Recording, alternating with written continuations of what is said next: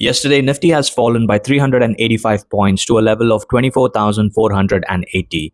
India VIX shot up by 23%, and today, GIFT Nifty is indicating a gap up opening of 150 points.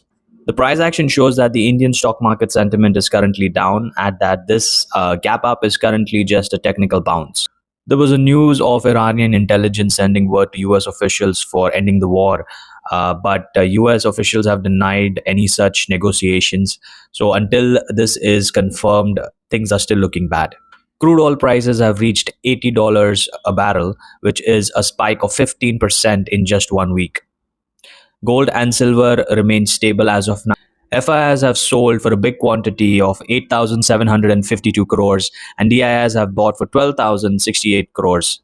Thank you for watching Indian stock market sentiments under 1 minute. Follow for more. Until tomorrow, stay consistent, stay patient. Cheers.